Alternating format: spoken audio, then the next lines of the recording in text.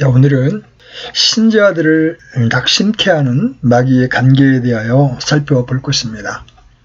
우리는 지금 우리의 체험의 영역에서 마귀가 우리를 공격하는 여러 가지 방법에 대해서 살펴보고 있는 중입니다.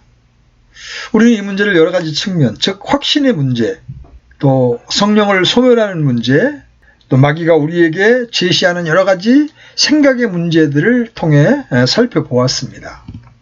이제 우리는 일반적으로 낙심이라고 하는 또 다른 하나의 항목에 대하여 생각해 보겠습니다. 우리는 지금까지 마귀가 우리 모두를 괴롭히려고 하는 낙심의 특수한 형태라고 할 수 있는 것들에 대하여 생각해 보았습니다. 만일 누가 오늘날 교회의 가장 현저한 병폐가 무엇인가에 대하여 묻는다면 그것은 낙심이라고 말할 수 있습니다. 일반적으로 말해서 오늘날은 교회와 개개의 그리스도인들에게 매우 낙심이 되는 시대입니다. 그리고 마귀는 그리스도인의 생활과 경험의 이 특수한 국면에서 끊임없이 역사하고 있습니다. 성경에서도 이 문제를 취급하느라고 많은 지면을 할애하고 있습니다. 시편의 대다수가 전적으로 그 문제를 취급한다고 볼 수 있습니다. 시편의 저자는 낙심하는 가운데 자기의 영혼에게 말을 걸고 있죠. 오 내 혼아 내가 어찌하여 낙심하느냐. 많은 시들이 이런 시련을 놀라운 방법으로 다루고 있습니다. 그것은 신약 성경에서도 똑같습니다. 이 낙심에는 많은 원인들이 있습니다. 그 첫째는 우리가 앞에서 언급한 바와 같이 기질상의 문제입니다. 어떤 사람들은 다른 사람들보다 더 낙심하기 쉬운 기질을 가지고 있습니다. 그건 어쩔 도리가 없죠. 사람은 본래 타고난 기질이 있습니다. 그리고 기질은 잘못된 것이 없습니다. 그렇지만 어떤 사람들이 보다 더 진지하고 비관적인 그런 기질을 가지고 있다면 마귀는 그것을 훨씬 용이하게 이용할 수 있을 것입니다. 그러므로 그리스도인의 생활에 있어서 우리 모두가 배워야 할 첫 번째 일 중에 하나는 자신을 아는 일입니다. 만일 여러분이 자신을 알지 못한다면 적절하게 대응해 나갈 수가 없을 것입니다. 제가 보기에는 진정으로 자기 자신을 알지 못하는 사람이 많이 있는 것 같습니다. 그들은 자기에 대해 진지하게 생각해 본 적이 없으므로 자기가 어떤 유형에 속하는 사람인가를 알지 못합니다. 그래서 자기가 특별히 조심해야 할 점이 무엇인가를 알지 못하는 거죠. 그래서 우리는 자기 자신을 돌아보아 자기 자신을 알도록 해야 합니다. 그리고 자기의 취약점을 특별히 보완하도록 해야 합니다. 자기 혼자서 이 일을 하기가 어렵다면 다른 사람에게 의논해야 하고 또한 그들의 도움을 청해야 합니다. 우리 자신보다도 다른 사람들이 훨씬 쉽게 알아내는 것이 보통입니다. 여러분은 자신의 약점과 성향을 알아야 합니다. 이렇게 한번 자신의 약점과 성향을 알기만 하면 조심할 수 있고 마귀와 그의 관계에 대항할 수 있게 됩니다. 또한 우울증적인 기질은 제가 앞으로 병적인 상태의 성향이라고 부르게 될 그런 상태에 쉽게 빠져버립니다. 이것은 자신을 반성하고 내적 상태와 기분을 관찰하느라고 대부분의 시간을 허비해버리는 그런 성향을 의미합니다. 이렇게 말하면 어떤 분은 이렇게 반문할 수 있죠. 당신은 우리가 자신을 반성해야만 하고 자신과 자신의 기질에 대하여 사실을 알아야 한다고 강조해 오지 않았습니까? 마귀의 관계가 바로 그 점을 통하여 들어오는 겁니다. 성경에서도 자기 반성을 하라고 명령하고 있습니다. 자기 반성을 하지 않는 사람은 말할 것도 없이 매우 가련한 그리스도인인 것입니다. 사도 바울은 고린도후서 마지막 장에서 너희 자신을 시험하라고 말하고 있습니다. 자기 자신을 전혀 반성하지 않는 유형의 그리스도인은 말할 것도 없이 매우 가련한 그리스도인입니다. 그것은 그가 자기 만족에 빠져 있으며 모든 것을 다 가지고 있다고 생각한다는 것을 의미합니다. 그러나 갈라디아서의 마지막 장에 있는 말씀에 주의하시기 바랍니다. 만일 어떤 사람이 아무것도 아니면서 스스로 무엇이나 되는 것으로 생각하면 자기를 속이나니. 이것이 언제나 전혀 자기 반성을 하지 않는 자에게 문제인 겁니다. 그러나 자기 반성을 하는 사람들의 경우에 있어서는 그들이 민감하고 또한 그들이 성경의 명령을 순종하고 그리스도인의 생활 가운데에서 성장하고 진보하고자 한다는 이 모든 것을 마귀가 알기 때문에 바로 이 자기 반성의 문제에 침투해 들어와서 그들을 괴롭히는 겁니다. 마귀는 그들에게 자기 반성을 하도록 유도하고 거기에 붙들어두며 그들이 완전히 낙심할 때까지 자기 반성을 하도록 하는 것입니다. 그리하여 그들은 절망하게 되죠. 완전히 혼란한 상태에 빠지게 되고 어찌할 바를 모르게 되는 겁니다. 제가 생각하기에는 그것이 이런 상태의 가장 보편적인 원인 가운데 하나라고 봅니다. 이것은 자기 반성이 지나친 상태에 이른 것입니다. 모든 수단을 동원하여 자아의 내부를 들여다보다가 나중에는 영혼이 제 기능을 발휘할 수 없는 병적인 상태를 유발하게 됩니다. 그것은 영혼과 정신의 조직에 병이 드는 일종의 마비 증세입니다. 그것은 본래 그 자체는 올바르고 좋은 일이지만 지나치게 하기 때문에 문제가 생기는 것입니다. 바로 거기에서 마귀의 관계가 작동하게 되는 겁니다. 마귀는 이런 종류의 사람들이 어떤 흉악한 범죄를 저지르도록 유혹하는 일은 거의 없습니다. 그러나 마귀는 그들을 너무 자기 자신에게 관심을 기울이게 함으로써 완전히 낙심하게 하고 비참하고 쓸모없으며 마비된 상태에 빠뜨려 버릴 수는 있는 겁니다. 여기서 우리가 마귀에게 대응할 수 있는 방법은 뒤에 하나님의 전신갑주라는 제목의 여러 부분에서 다루게 될 것입니다. 그러나 여기에서도 이와 같이 내성적이고 병든 영혼에게 용기를 북돋아줄 필요가 있습니다. 이 배려심이 없는 상담가들은 왜 그런 일로 괴로워합니까? 당신에게 정말로 필요한 것은 각성뿐입니다. 이렇게 쉽게 말할 수 있습니다. 그렇게 말하고자 하는 그리스도인에게 저는 사도 바울이 갈라디아인들에게 한 말씀으로 대답하고자 합니다. 갈라디아서 6장 2절에는 이렇게 말씀하십니다. 너희는 서로 남의 짐들을 지라.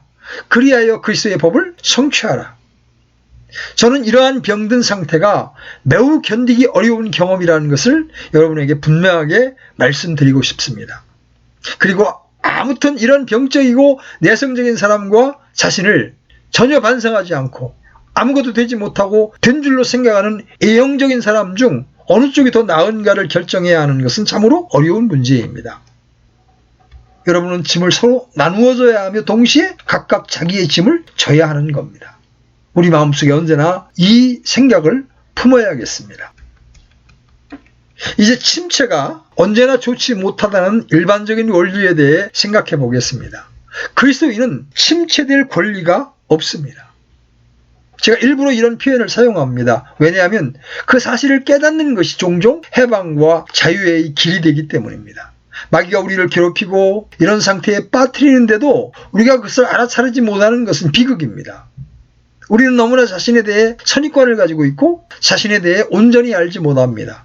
때때로 우리에게 필요한 것은 성경을 읽거나 설교를 듣거나 대화를 하는 가운데 자기 자신을 깨닫게 되는 일입니다. 우리는 자신에 대한 지나친 선입관 때문에 완전히 쓸모없게 된 것처럼 느끼면서 그리스도인의 삶을 산다는 것이 별 볼 일 없다는 인상을 분명히 주고 있다면 그것은 비극이라는 사실을 깨달아야만 합니다. 이와 같이 우리는 다른 사람을 돕지도 못할 뿐만 아니라 오히려 그들이 하나님의 왕국에 들어가는 것을 회방하고 있습니다. 여러분은 갑자기 자기가 이런 상태에 있다는 것을 알게 되면 일어서서 더 이상 이렇게 있을 수 없다라고 말해야 합니다. 그것이 출발하는 방법입니다. 그리고 나서 마귀를 대적하십시오. 마귀는 성경을 인용해서 말할 것입니다. 내가 믿음에 있는가? 너희 자신을 시험하고 너희 자신을 확증하라. 그때 여러분은 이렇게 대답하십시오. 그 말이 옳다. 나는 그렇게 해야 한다. 그러고 나서 여러분은 마귀를 향해 그러나 성경에는 다른 말씀도 있다. 이렇게 말하십시오. 그리고 여기에서 즉각적으로 떠오르는 말씀은 분명히 믿음으로 의롭게 된다는 그것입니다. 무엇 때문에 그리스도인이 침체되는 것입니까? 그것은 마귀가 이런 세부적인 문제를 통해 그리스도인을 시험하기 때문입니다. 그것은 언제나 세부적인 문제, 곧 영적인 맥박을 느끼는 문제, 영적인 체온을 측정하는 등의 문제인 겁니다. 할 수 있는 조사를 다하여 그것을 표로 만들고 그리고 나서 자신을 체크합니다. 그러나 그것은 매우 좋지 못한 것입니다. 그렇게 해서 얻는 소득이 무엇일까요? 결국 내가 정말 그리스도인이긴 했는가? 이런 회의뿐입니다. 마귀의 목적은 우리가 그런 감정을 느끼도록 하는 겁니다. 만일 마귀가 우리를 내성적으로 만들 뿐 아니라 우리가 전혀 그리스도인이 아니었다는 결론을 얻게 하는 이런 방법으로 우리 자신을 시험할 수 있다면 그는 대단히 성공한 것입니다. 마귀에게 해줄 근본적인 대답은 우리가 어떤 기분을 느낀다 할지라도 우리는 여전히 그리스도인이라는 것입니다. 그렇지만 그것을 우리 자신에게 어떤 방법으로 확증할 수 있습니까? 여기에서 알아야 할 것은 바로 그 점입니다. 그렇게 하는 방법은 믿음으로서만 의롭게 된다는 것을 여러분 자신에게 상기시키는 것입니다. 그리고 프로테스탄트의 개혁자들은 이것이 교회가 일어서느냐 또는 타락하느냐의 관건이 되는 신조라고 알았던 이유입니다. 마귀는 너의 생애를, 너의 삶을 돌아보아라. 그러면 내가 그리스도인이 아니고 전부터 그리스도인이 아니었다는 결론밖에 얻을 수가 없을 것이다 라고 말할 것입니다. 그러면 어떤 사람이 그리스도인이 되는 것은 자기 자신 안에 있는 어떤 것에 의해서가 아니라 예수님의 속죄와 의로서 되는 것이라고 마귀에게 대답하십시오. 이 일에 대하여 하나님께 감사하십시다. 왜냐하면 우리가 진실하게 자신을 시험해보고 자신의 삶을 기초로 하여 자기가 그리스도인인가 아닌가를 결정하려고 한다면 단 한 사람도 자신할 수 없을 것이기 때문입니다. 우리를 그리스도인이 되게 하는 것은 오직 한 길, 주님의 의밖에는 없습니다. 예수님, 당신의 보혈과 의는 나의 아름다움이요 나의 영광스러운 예복이니이다. 그러므로 여러분은 마귀를 향해 다음과 같이 대답해야 합니다. 그래, 내 말이 모두 옳다. 그러나 그것은 내가 그리스도인이 아니라는 증거가 되지 못한다. 왜냐하면 나는 보잘것 없을지라도 내가 여전히 주님만을 바라보며 주님만을 의지하고 있기 때문이다. 만일 여러분이 그렇게 하지 못한다면 여러분은 마귀의 관계에 패배당하는 것이고 병적인 상태에 빠지는 죄를 범하는 것입니다. 그러면 우리가 어떻게 자기 반성에 대한 이 모든 문제를 처리해 나가야 하는 것입니까? 성경에서 말씀하신 대로 여러분 자신을 시험하십시오. 즉 성경의 가르침에 비추어서 자신을 시험해 보십시오. 그러면 허물과 흠과 결점의 모든 것을 아주 정직하게 깨달을 수 있을 것입니다. 그 다음이 어려운 것입니다. 앉아서 자신을 정직하고 자신의 실수를 슬퍼하고 애통해하며 자신을 돌아보아 더 많은 결점을 찾아내어 자신을 완전히 정죄하는 일을 계속하지 말고 여러분의 손에 자신의 죄와 실수의 목록을 들고 하나님께 나아가십시오. 무릎을 꿇고 그 모든 것을 하나님께 고백하십시오. 그리고 그 모든 것을 회개하고 자신의 슬픔과 해안을 토로하십시오. 그것을 하나님께 가지고 나아가 제가 지은 죄가 사실입니다. 저는 소망이 없습니다. 제가 잘못했습니다. 고백하십시오. 그러나 거기에서 머무르지 마십시오. 모든 것을 수치스럽게 생각하고 정직하게 그리고 진실로 후회하는 마음으로 고백하고 난 후에는 하나님께서 여러분에게 하신 말씀을 기억하십시오. 만일 여러분이 마귀의 말에 귀를 기울이지 않고 하나님의 말씀만을 청종한다면 하나님께서 바로 그 순간에도 여러분에게 말씀하고 계신다는 것을 알 수 있을 것입니다. 마귀는 여러분에게 속삭일 겁니다. 어쩌면 큰 소리로 말할 것입니다. 즉 마귀는 여러분이 그런 실수를 저질렀고 그와 같이 절망적인 사람이기 때문에 여러분이 하나님께 나갈 권리조차 없다고 말할 겁니다. 만일 여러분이 마귀의 말에 귀를 기울인다면 기도를 마칠 때 여러분은 전과 같이 비참한 상태에 처하게 될 것입니다. 그러나 하나님의 음성에 귀를 기울이십시오. 하나님은 그때에 여러분에게 다음과 같이 말씀하시는 것입니다. 만일 우리가 우리의 죄들을 자백하면 그분께서는 신실하시고 의로우사 우리의 죄들을 용서하시며 모든 불의에서 우리를 깨끗게 하시느니라. 이것은 그리스도인들을 위한 말씀입니다. 하나님을 믿으십시오. 그분의 말씀을 믿으십시오. 오 하나님, 제가 그것을 믿기는 어렵지만 믿습니다. 저는 하나님의 말씀이 사실이라는 것을 알며 지금 저에게 말씀하고 계신다는 것과 하나님은 신실한 분이라는 것을 압니다. 만일 하나님께서 그리스도의 이름으로 저를 용서하시지 않으신다면 하나님은 말씀에 성실하지 못한 분이 되는 것입니다.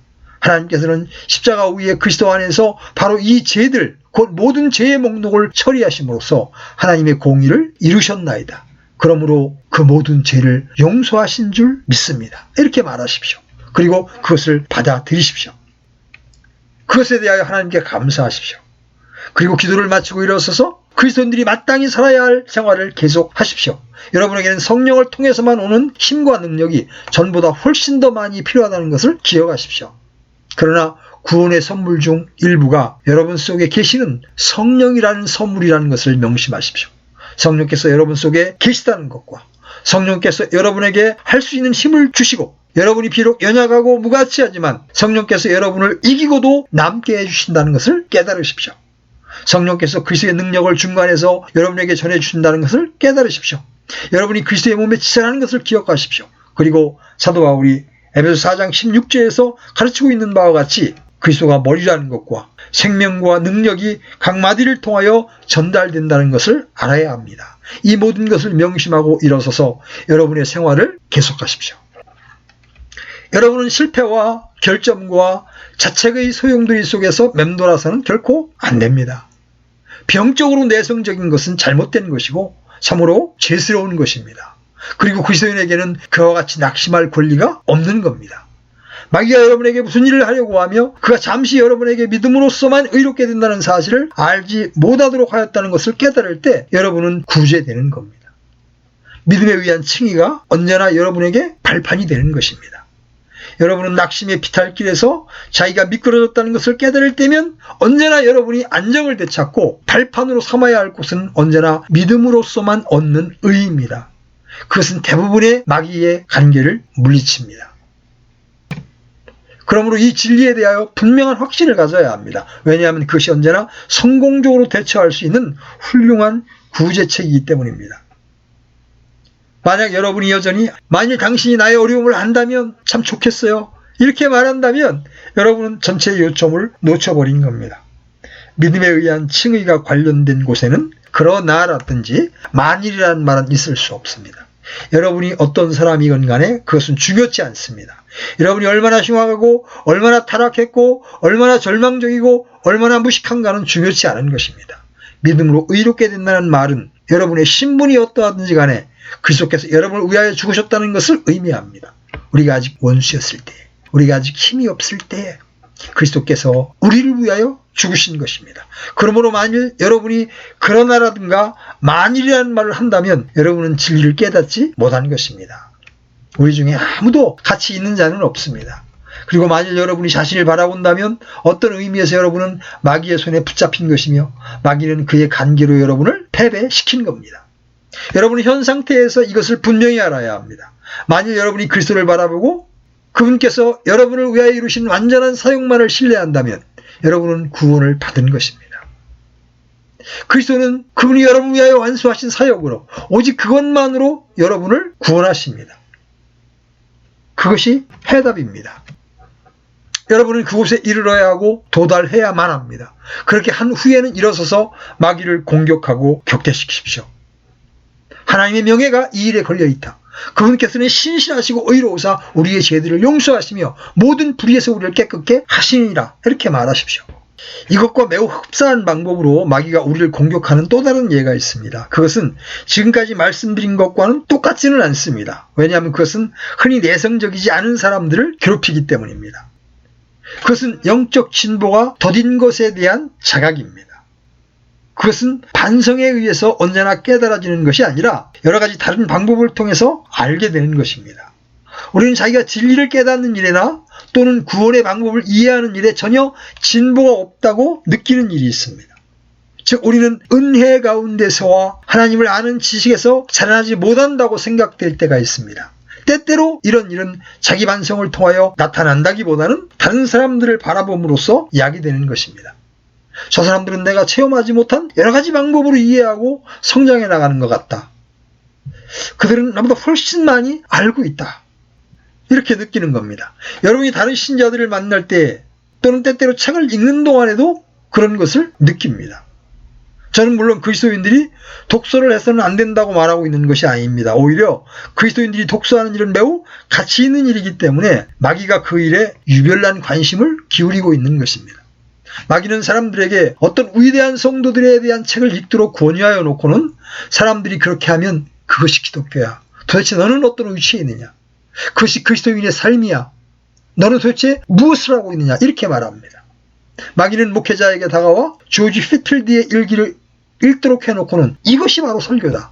이것이 기독교 목회자가 되는 길이다. 너는 어떠냐? 이렇게 말합니다. 그러면 가련한 목회자는 즉각적으로 자기는 평생 진정한 설교를 한 번도 해본 적이 없으며 아무 일도 하지 않고 허송해버렸다고 생각해버리는 겁니다. 이와 같이 마귀는 하나님께서 친히 준비하신 이 타고난 방법을 이용하여 이러한 비교와 대조를 하게 함으로써 우리가 진보가 없고 아무것도 가지고 있지 않고 이해하지도 못하며 경험도 없고 가치 있는 것이라고는 아무것도 성취하지 못했다고 생각하게 하는 것입니다. 그리하여 우리는 다시 한번 침체의 상태에 빠지게 되는 겁니다. 이것에 대한 해결책은 간단합니다. 자신에게 충실하십시오. 여러분은 결코 자기 이해의 어떤 다른 인물이 되도록 태어난 것이 아닙니다. 자기가 아닌 다른 어떤 것이 되고자 하는 욕망 때문에 끝없는 고민이 생기는 겁니다. 그것은 어떤 분야에서나 참으로 어리석은 짓입니다. 일반적인 기준에서 볼 때도 이것은 잘못된 것입니다. 말하자면 귀가 크거나 또는 작았으면 하고 바라는 것이라든지 피부색이 다른 것이길 바라는 것이라든지 혹은 이런저런 재능이 있었으면 하고 바라는 것 등 현재의 자기가 아닌 다른 어떤 것이기를 바라는 것처럼 어리석은 것은 없습니다. 그것은 참으로 어리석은 일입니다. 참으로 무익한 일일 뿐입니다. 왜냐하면 여러분은 자기 자신을 변경시킬 수 없기 때문입니다. 여러분은 하나님께서 만드신 개체입니다. 이것은 위안한 것이 아닙니다. 개개인에게는 다 위대한 가치가 있는 겁니다. 만일 여러분이 모든 사람을 자세히 분석하여 그 특징을 따라 분류해 본다면 여러분은 마침내 사람들이 놀라운 방법으로 조화를 이루고 있다는 것을 깨닫게 될 것입니다.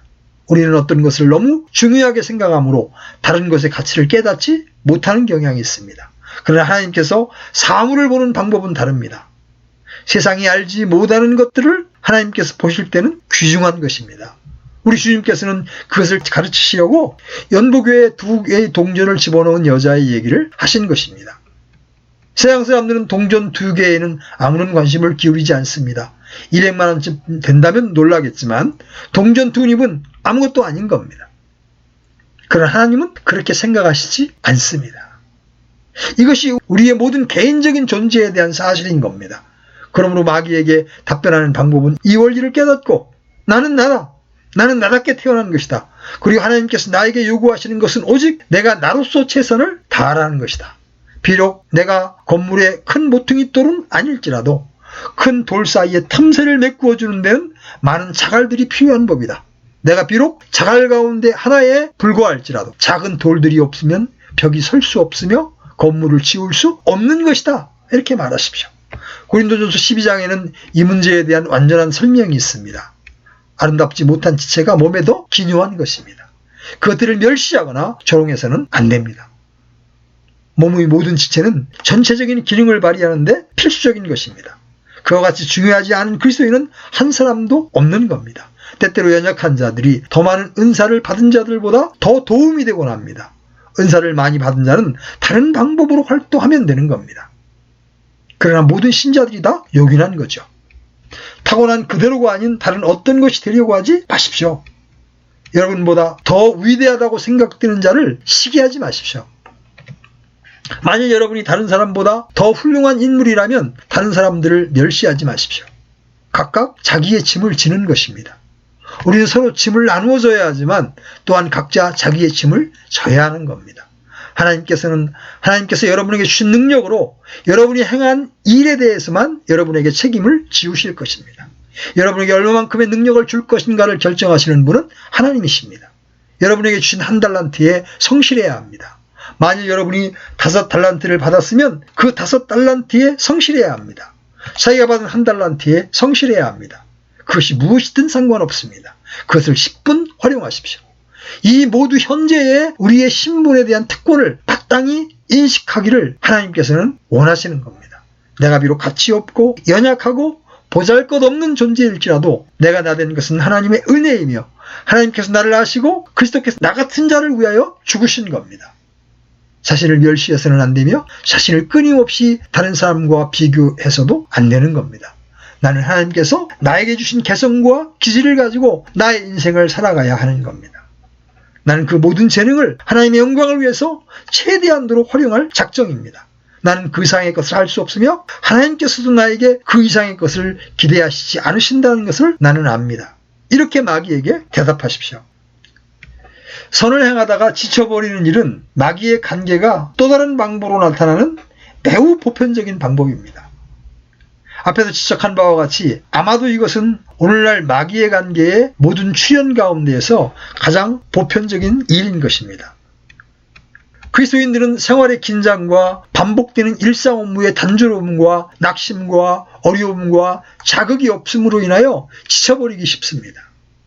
우리는 악한 날 가운데 살고 있는 겁니다. 이 세대는 모든 점에서, 즉 널리 세상적으로 뿐만 아니라 교회적으로도 나쁜 세대입니다.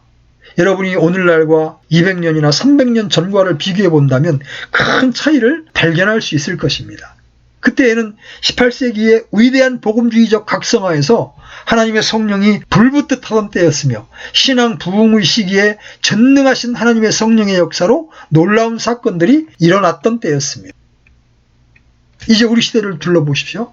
이 시대는 참으로 한심한 시대입니다. 부흥의 사건이 거의 일어나지 않고 있습니다. 모든 일이 우리를 대적하는 듯합니다. 교회와 교회의 사역과 개개의 그리스도인의 삶을 대적하여 싸우는 새로운 문제들이 발생하고 있습니다. 이 모든 것은 피로와 권태를 야기하기가 쉽습니다. 그래서 우리 마음속에 우리가 이런 것들을 계속할 가치가 있는가? 내가 이 보조를 유지할 필요가 있는가? 아무 일도 일어나지 않을 것 같으니 조금만 늦추고 좀 더 낙관적으로 살자? 이런 생각을 유발하기 시작하는 겁니다. 그리하여 마귀가 그의 관계로 살며시 들어오는 겁니다. 아마 전국적으로 작은 모임에서 주의 첫날마다 설교하는 많은 사람들이 있을 겁니다. 어떤 분은 2-3명의 영혼을 앞에 두고 몇 년간을 설교해 왔을 겁니다.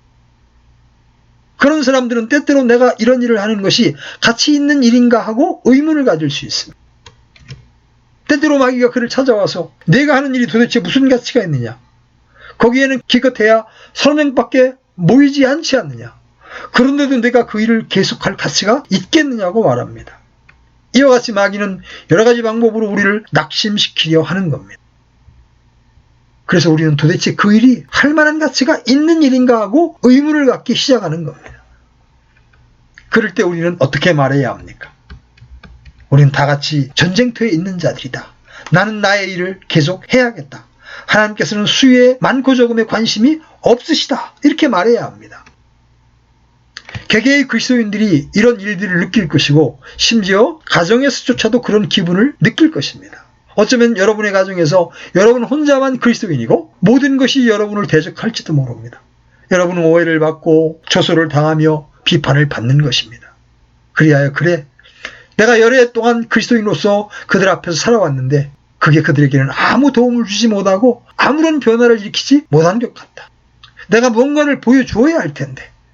이런 마음을 품고 있을 때 마귀가 찾아와서 모두 집어치워라고 말하는 겁니다. 성경은 우리에게 그러한 유혹에 대하여 힘있는 답변을 제시해주고 있습니다. 성경은 우리에게 위대하고 영광스러운 말씀을 해주고 있습니다. 우리가 잘 행하는 가운데 지치지 말지니 우리가 기진하지 아니하면 정하신 때에 거두리라. 이것이 하나님의 대답입니다. 여러분이 행하고 있는 일은 가치 있는 일일 뿐 아니라 이 세상에서 가장 훌륭하고 영광스러운 일인 것입니다. 여러분은 진리를 대표하고 있습니다. 어둠의 왕국을 대적하고 있는 빛의 왕국을 대표하고 있는 것입니다. 보여줄 것이 많지 않을지라도 그것은 중요치 않습니다. 여러분이 그곳에 존재하는 것입니다. 여러분이 햇빛은 아닐지라도 하나의 작은 불빛이 되는 것입니다. 어둠과 절망밖에 없는 곳에서 작은 등불이 되는 것을 하나님께 감사하십시오. 선을 행하되 낙심하지 말아야 할 것입니다. 여러분은 수치와 죄와 어두움과 타락하고 불결한 세상에서 고귀하고 참되고 아름답고 정당하고 거룩한 모든 것을 대표하는 자인 겁니다. 선한 일을 계속하십시오. 기진하지 아니하면 때가 이름에 거두게 될 것입니다. 이제 스가랴서 4장 10절을 보십시오. 누가 작은 일들의 날들을 멸시하느냐는 말씀이 있습니다. 그렇지만 나의 노력으로 무엇을 보여줄 수 있단 말입니까? 여러분 이렇게 말할 수 있습니다. 스가랴 시대에도 보여줄 것이 거의 없었습니다. 오늘날도 보여줄 것이 많지 않다는 것을 저는 잘 압니다. 이 말씀은 이스라엘 백성들이 바벨론의 포로 생활에서 들어와 이제 막 정착을 시작하려고 할 때 주신 말씀입니다. 아무 일도 일어날 것 같지 않았습니다. 그들은 큰 어려움에 직면하고 있었고, 그들은 우리가 움직이는 것은 겨우 한두 발짝뿐인데 우리가 많은 것을 해내기 전에 저 산을 넘어 반대편에 도달해야만 한다. 그것은 작은 일들의 날일 뿐이다. 만일 우리가 움직이지 못한다면 아무런 변화도 일으킬 수가 없을 것 아닌가. 즉 우리 앞에 산이 가로막혀 있는데 한두 발짝 옮긴다고 해서 무슨 소용이 있는가. 지금 이렇게 말하고 있는 겁니다. 그러나 하나님의 대답은 무엇입니까? 오 큰 산아, 내가 무엇이냐? 스룹바벨 앞에서 내가 평야가 되리라. 작은 일의 날이라고 멸시치 말라. 비록 작은 일일지라도 그것은 하나님의 일이었습니다. 하나님의 일 가운데 어떤 것은 매우 작습니다. 그러나 그 일은 하나님의 일입니다. 만일 여러분이 세상에서 모든 작은 일을 탱겨쳐 버린다면 큰 일도 망쳐버리게 될 것입니다. 큰 조직체에서 중요하다고 볼 수 있는 사람은 총지배인입니다. 그렇지만 사환도 있어야 하는 겁니다. 이것은 생활의 모든 영역에 적용되는 것입니다. 약한 고리는 사슬 전체를 약하게 하는 겁니다. 작은 일들의 날이라고 멸시하지 마십시오. 자, 농부들은 땅에 씨를 뿌립니다. 농부들은 거의 기대할 것이 없는 것처럼 봄에 씨를 뿌립니다. 햇빛도 없고 비도 오지 않습니다. 날씨는 춥고 바람이 불고 흐립니다. 아무 일도 일어나지 않는 겁니다. 아무 일도 일어나지 않을 것 같다고 해서 농부가 하는 일이 힘의 낭비라고 볼 수가 있을까요? 마침내 아주 작은 싹이 나옵니다. 아주 작은 생명의 모습이 나오는 겁니다. 그러나 그가 저게 뭐람? 아무것도 아니잖아. 나는 잘 익은 옥수수나 밀밭을 보고자 하는데 작은 푸른 싹을 보고 내가 만족해야 한다는 말인가? 하고 말한다면 거기에 대한 대답은 작은 일들의 날을 멸시하지 말라는 것입니다. 그것이 하나님의 방법입니다. 하나님이 하시는 일은 느린 것 같아도 완벽합니다. 큰 산이 평지가 될 것입니다. 하나님의 왕국에서 일어나는 일은 그것이 여러분이 책임 맡은 것이든 다른 사람이 책임 맡은 것이든 간에 어느 것도 멸시해서는 안 됩니다. 다시 말하면 여러분이 시시하다고 느끼는 모든 감정은 마귀의 장난이지 그 밖에 다른 아무런 이유도 없는 것입니다. 여러분은 마귀가 오늘날 대유행인 크고 위대한 것만이 가치 있고 그렇지 못하는 것은 하잘것 없다는 생각을 일으킨다는 것을 깨달아야만 합니다. 그것을 믿지 마십시오. 그것은 거짓말입니다. 여러 시대의 문명들이 흔히 사소한 일을 무시하였기 때문에 붕괴되고 만 것입니다. 사소한 일을 게으리하는 개인이나 국민은 재난을 당하는 것입니다. 작은 일들의 날 멸시하지 마십시오. 다시 우리의 주제로 돌아가서 주님께서는 항상 기도하고 낭망치 말아야 한다고 가르치셨습니다. 낭망하려는 경향은 언제나 있는 법입니다. 그러나 여러분은 자신이 누구에게 속하고 있는가를 항상 깨달아야 합니다. 주께서 스룹바벨에게 하신 말씀이 이러하니라. 이르시되 힘으로 되지 아니하고 능력으로 되지 아니하며 오직 내 영으로 되느니라. 만군의 주가 말하노라. 이렇게 말씀하셨습니다. 여러분이 아무리 힘이 없고 연약하다 할지라도 그 말씀은 언제나 진실합니다. 하나님의 영이 여러분 속에 계십니다. 성부 하나님과 성령 하나님께 기도하십시오.